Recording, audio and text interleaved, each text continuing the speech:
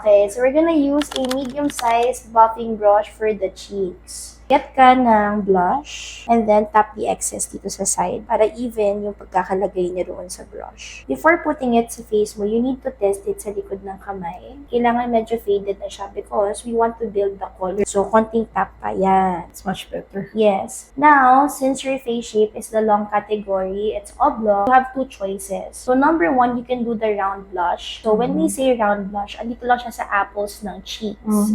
This is the most natural way of doing your blush. The con is, medyo ine-emphasize niya yung cheek area mo, which is okay for you kasi slim naman ang face. The other one naman is the sun-kissed blush. Kung gusto mo medyo sun-kissed, parang galing kang vacation. So, today, dahil medyo sophisticated, elegant ang look natin, try natin maglagay nung round blush. Start kang mag-dab dyan sa apples ng cheeks. Yan. Bibuild natin yung intensity. Be careful lang when blending. Hindi tayo pwedeng bumagsak sa level ng nose. Here, and then yes, here. Okay. Kasi madadrag mo yung pisngi pababa. Is this enough? Placement is good, but we can add more intensity. Kasi when you put powder, diba, it's gonna fade pa. Yeah, okay. Pwede mo pa siyang i-extend dito para pa-ombre yung kanyang effect. Very nice. Same gel dito sa front. Medyo may harsh line ng kaunti. Yan. Siguro you can use your sponge to further blend out the edges. Because may nakikita lang ako mga harsh lines sa top and sa bottom. The edges.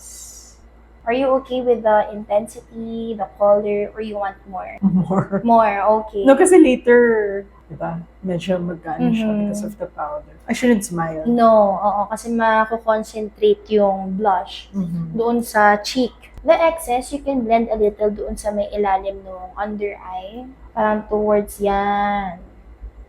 Then, not here. You can lift ng konti. Basta wag mo lang siyang ilalagpas sa eye level. Okay. Very nice. I don't know if it's too light. You can put more if you like. Yan. Blend pa. What you can do is you can wipe your brush dun sa paper towel. And then yan yung ipang-blend mo para hindi kinakain ng sponge. Yan ay isang way din. Yan. This one is correct. However, the left side of the cheek, yeah, it's bumaba. So, you just overblend it with your sponge. Then mo mas lifted to. Yeah. Yan. Ingat lang ha. Baka ma-sweep mo yung... ito. Yeah. Is it okay? Better, yes. I just think lang na you need to add a little bit of intensity lang. Kasi this one is more intense. So, fresh na fresh. Yan.